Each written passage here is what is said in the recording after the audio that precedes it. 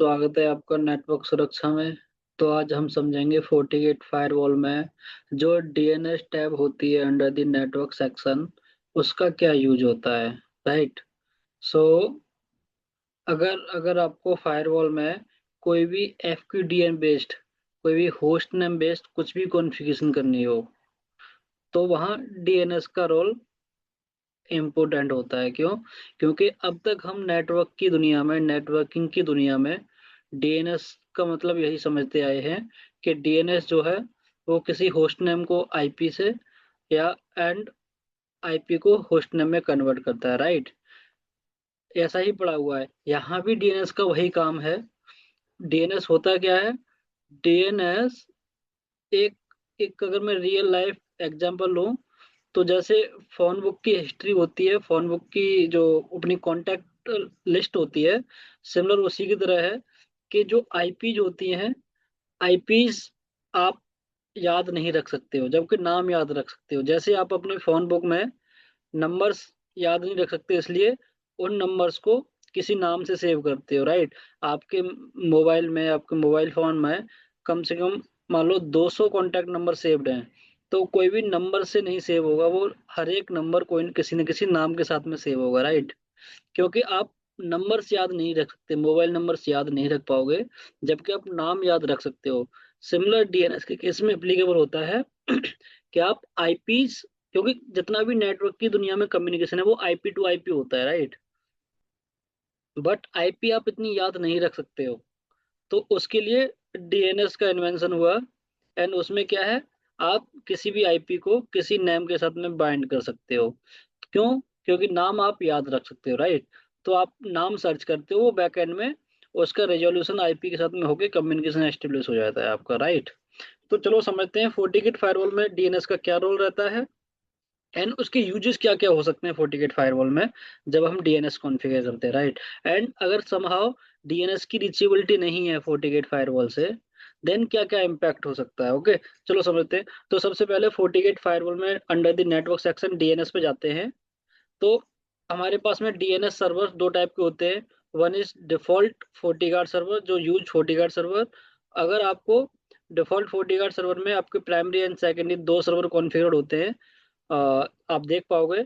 इनको आप चेंज नहीं कर सकते। अगर आपने सेलेक्ट किया हुआ है यूज FortiGuard सर्वर्स, देन इनको आप चेंज नहीं कर सकते, क्योंकि ये 40 नेट ने प्री कॉन्फ़िगर्ड में डाला हुआ है कि मैं जब भी DNS server use FortiGuard server selected होगा तो ये मुझे सर्वर्स मिलेंगे। Right. As per the locations, location vary करती है। मान लो आज में मेरी फायरवॉल इंडिया में इंस्टॉल्ड है यहाँ पे, तो इंडिया का कुछ डीएनएस और होगा।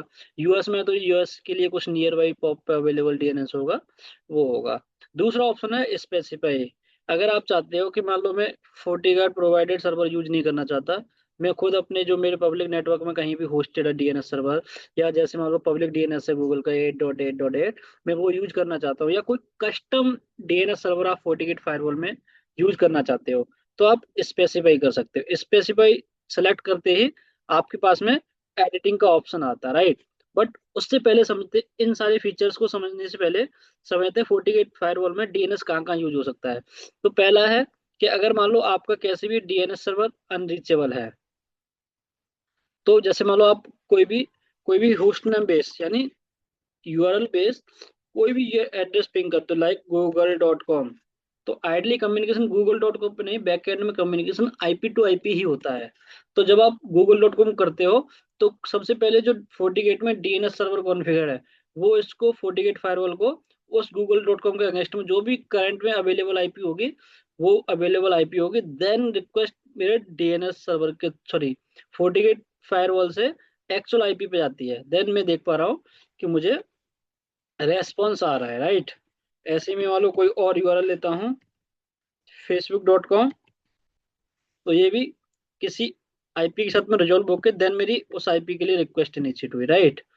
सिमिलर फॉर, अगर मान लो मुझे कोई SD-WAN में एसएलए क्रिएट करना है, एंड वो आईपी बेस एसएलए ना होके कोई यूआरएल बेस एसएलए है। राइट। जैसे अभी के लिए www.google.com मैंने यूज किया as a detected server, I mean target service server, तो अभी वो अप है। अगर समहाउ मेरी डीएनएस की रीचेबिलिटी लॉस्ट हो जाती है, तो मेरा ये जो एफक्यूडीएन बेस्ड होस्ट नेम बेस्ड जो मैं SD1 SLA बनाया हुआ है वो भी डाउन चला जाएगा। सिमिलर अगर आपने मान लो कुछ FQDN addresses, firewall addresses based on the FQDN बना रखे हैं, for example FQDN address gmail.com, login.microsoft.com, right. अगर आपका FortiGate फायरवॉल में जो DNS कॉन्फ़िगर्ड है और वो रीचेबल है, देन ही आपके FQDN2 IP रेजोल्यूशन हो सकता है, अदरवाइज नहीं होगा अगर वो डाउन है या रीचेबल है तो। सिमिलर केस में अगर मान लो कोई आप आप VPN कॉन्फ़िगरेशन कर रहे हो and as a peer IP, कोई पब्लिक आईपी ना होके कोई पब्लिक यूआरएल आपको दे दिया गया है कि ये आपका पीयर पब्लिक यूआरएल होगा, इसके थ्रू आप टनल क्रिएट करो। अगर FortiGate फायरवॉल में DNS डाउन है या अनरीचेबल है तो वो IP रिजोल्यूशन नहीं होगा एंड टनल आपका एस्टेब्लिश नहीं होगा। सिमिलर आपके केस में अगर आप मान लो रेडियस या LDAP सर्वर फायरवॉल में कॉन्फ़िगर कर रहे हो यूआरएल बेस्ड ना कि IP बेस्ड, अगर आपका वो आपका DNS डाउन है तो भी वो कनेक्टिविटी आपकी इम्पैक्ट रहेगी। चलो उसको प्रैक्टिकल के थ्रू समझेंगे। कोई भी एक मान लो जैसे अभी मेरा DNS रीचेबल है, मैंने पिंग किया, देन वो रीचेबल हो गया। सिमिलर सिमिलर मेरा SD-WAN में मैंने एक SLA क्रिएट किया हुआ है, अभी DNS सर्वर रीचेबल है तो मुझे ये स्टेटस भी आ पा रहा है, राइट।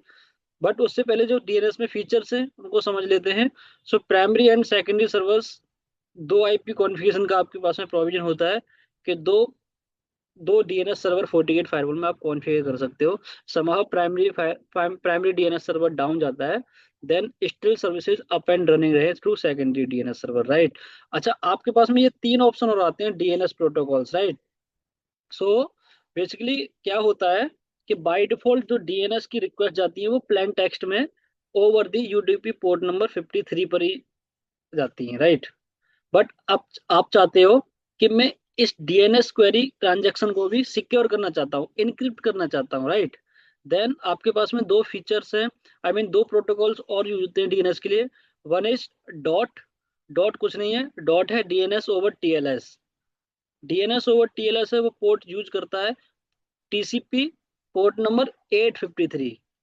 एंड दूसरा ऑप्शन आपके पास में दो है, DNS over HTTPS। DNS over HTTPS जो पोर्ट यूज करता है वो पोर्ट होता है TCP port number 43, sorry 443, right. अब अच्छा मैं बोलता हूँ, अगर मान लो मेरे पास में ये तीनों ऑप्शन इनेबल है एक बार में, by by default. By default क्या आप चाह करके भी इनेबल नहीं कर सकते हो, बट समहाउ आपके पास में ये तीनों प्रोटोकॉल इनेबल हैं। देन इसमें प्रेसिडेंस क्या रहेगी, यानी जो चेक सीक्वेंस चेक है उस वो सीक्वेंस चेक क्या रहेगा। तो सीक्वेंस चेक मैं बताता हूँ। सबसे पहले वो DNS ओवर HTTPS को प्रेसिडेंस देता है, प्रेफरेंस देता है। समहाउ DNS ओवर HTTPS पे आपका रेस्पॉन्स नहीं आ रहा, देन वो DNS ओवर TLS को देखता है, क्या मुझे DNS ओवर TLS के थ्रू रिजोल्यूशन हो रहा है। अगर DNS ओवर TLS के थ्रू भी रिजोल्यूशन नहीं होता, देन वो आपके प्लेन टेक्स्ट UDP 53 पे रिक्वेस्ट जाती है, ओके। UDP 53 के थ्रू मान लो अगर वो देखता है कि प्राइमरी सर्वर से मुझे रेस्पॉन्स आ रहा नहीं आ रहा, प्राइमरी सर्वर से रेस्पॉन्स नहीं आ रहा, देन वो सेकेंडरी सर्वर से रेस्पॉन्स देखता है, क्या मेरे पास में कोई रिजोल्यूशन रिक्वेस्ट एंड रेस्पॉन्स आ रहा है या नहीं आ रहा। सो this is the precedence flow of of the DNS in FortiGate firewall. चलो अभी अभी एग्जांपल के लिए मैंने अब केस में जब मेरा DNS सर्वर FortiGate फायरवॉल में DNS IP रीचेबल है, देन अगर आप देख पाओगे FortiGate फायरवॉल में DNS के सामने कुछ टाइमिंग भी आ रही है। टाइमिंग कुछ नहीं है, ये आपका राउंड ट्रिप टाइम है, राइट। कि ये DNS को रीचेबल बनाने के लिए कितनी लेटेंसी आ रही है। अभी 10 ms की लेटेंसी है डिफॉल्ट FortiGate सर्वर्स के लिए, ठीक है। डाउन के केस में हमने समझा कैसे रिजोल्यूशन काम करता है। DNS का काम ही है host name to URL IP resolution, right. So आपके केस में हमने एक पिंग करके देखा एंड SD-WAN SLA समझा। चलो आप समझते हैं कि अगर कैसे भी FortiGate फायरवॉल में मेरा DNS डाउन जाता है। अच्छा, इसके अलावा क्या होता है, अगर मान लो समहाउ मेरी DNS की रीचेबिलिटी FortiGate फायरवॉल में नहीं है, तो एक हमारे पास में और है सिक्योरिटी प्रोफाइल्स में DNS filtering. Even FortiGate server की अगर रीचेबिलिटी लॉस्ट हो जाएगी, क्या होगा अगर प्राइमरी DNS और सेकेंडरी DNS अनरीचेबल हो गए FortiGate फायरवॉल में, तो आपके जो FortiGate सर्वर्स हैं उनसे भी रीचेबिलिटी डाउन हो जाएगी। देन आप क्या जो आप लेटेस्ट सिग्नेचर्स हैं एंटीवायरस के, IPS के, एप्लीकेशन कंट्रोल्स के, वो FortiGate फायरवॉल पे नहीं आ पाएंगे। इवन जो रियल टाइम में आपके web filtering and DNS filter lookup होता है, क्योंकि every time web filter and DNS filter का लुकअप होता है फॉर एवरी न्यू ट्रांजेक्शन। अगर समहाउ डीएनएस की रीचेबिलिटी डाउन जाती है तो क्या होगा, आपकी डीएनएस फिल्टरिंग वेब फिल्टरिंग भी काम करना बंद कर जाएगी, राइट। इसलिए डीएनएस की रीचेबिलिटी होना बहुत ही कंपलसरी हो जाता है FortiGate फायरवॉल में, जब आप इसको as a security profile, as a SD-WAN, URL based SLA monitoring, URL based VPN configuration, host name based active directory configuration अगर आप यूज कर रहे हो तो, राइट। इसके अलावा डीएनएस सर्वर का यूज होता है एंड यूजर, जो लैन यूजर्स होते हैं उनको भी एज ए डीएनएस आईपी आप ये होस्ट नेम जो FortiGate के डिफॉल्ट यूजर नेम है, सॉरी FortiGate के डिफॉल्ट डीएनएस सर्वर है या जो स्पेसिफाइड डीएनएस सर्वर है, वो आप एंड यूजर को भी as a DNS server configure कर सकते हो, एंड डीएससीपी सर्वर, राइट।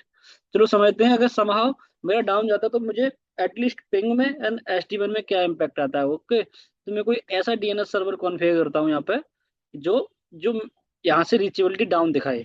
चलो मैं कोई एक प्राइवेट आईपी कॉन्फ़िगर कर लेता हूँ, 10.192.168.10.1, ओके। इसी की दूसरी आईपी कर देता हूँ मैं 10.2, 10.2, right, and apply it.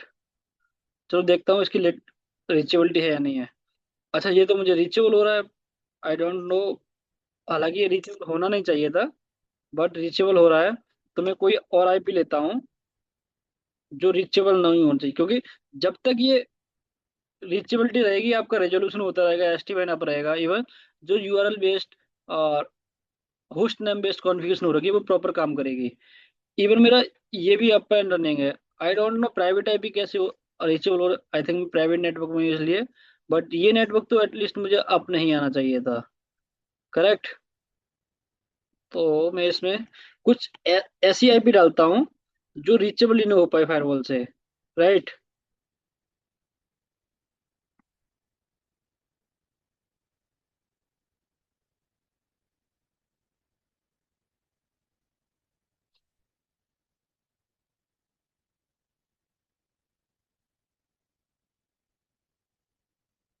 Still ये डाउन, सॉरी, अप ही दिखा रहा है।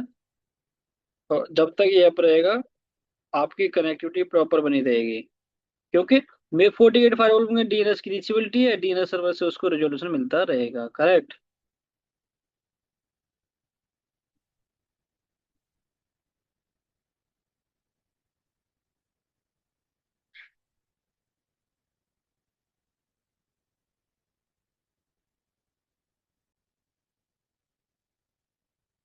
तो अभी मैंने दो आईपी डीएनएस सर्वर में कॉन्फ़िगर करी हैं जो अभी 48 फायरवॉल से अनरीचेबल है।